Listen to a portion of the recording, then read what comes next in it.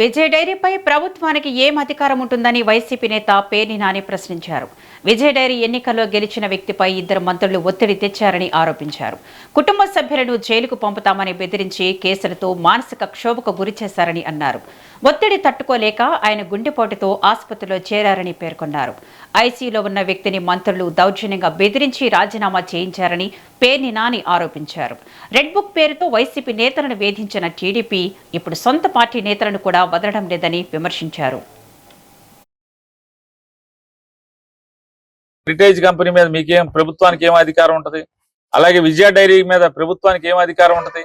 మీకేం సంబంధం అంటున్నా? గెలిచిన గంటలో రాజ్యాంగబద్ధంగా ఎన్నిక జరిగితే, కోఆపరేటివ్ డిపార్ట్మెంట్ ద్వారా ఎన్నిక జరిగితే ఎన్నికైన గంటకి ఇద్దరు మంత్రులు ఏమాత్రం సిగ్గుపడకుండా లోకేష్ ఆదేశాలతో ఆ విజయ డైరీలోకి వెళ్ళి చైర్మన్ మీద ఒత్తిడి చేస్తారు.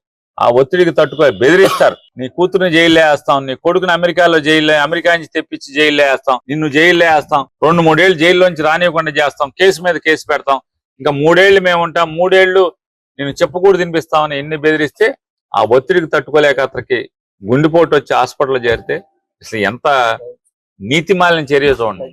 గుండెపోటు వస్తే దొడ్డిదారిన మంత్రులు ఇద్దరు గంట పాటు కారులో కూర్చుని ఎదురు చూసి పక్క గేట్ నుంచి తాళాలు తీసి హాస్పిటల్లోకి వెళ్ళి దేంట్లోకి అన్ని వీడియోలు ఉన్నాయి.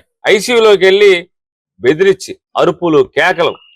ఐసీయూలో మిగతా పేషెంట్లు ఇలా ధనదాహం అధికార దాహం ఏ స్థాయి అంటే ఎంత నీచానికి ఒడిగడతారంటే ఇద్దరు మంత్రులు వెళ్ళి అరుపులు కేకలు. పక్కన మఫ్టీలో ఉన్న ఇంటెలిజెన్స్ వాళ్ళు ఉంటారు, అరుపులు కేకలు పెద్ద పెద్ద దాడి చేసినంత పని చేసి అతనితో రాజీనామా తీసుకున్నారు. కొడుకుని అమెరికాలో లోకేష్ మనుషులను పంపించి అమెరికాలో బెదిరించారు, ఇక్కడ కూతురుని బెదిరించారు.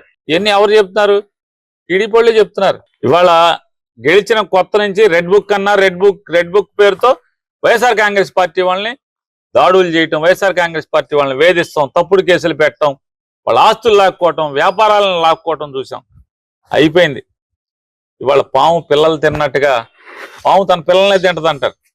ఆ రకంగా నారా లోకేష్ నాయుడు, నారా చంద్రబాబు నాయుడు ఇవాళ కూటమిలో ఉన్నటువంటి జనసేన వాళ్ళని టీడీపీ వాళ్ళని మింగటం ఆల్రెడీ బిగిన్ అయిపోయింది. ఇప్పటికీ ఏడుస్తున్నారు. హెరిటేజ్ కంపెనీ మీద మీకేం ప్రభుత్వానికి ఏం అధికారం ఉంటది?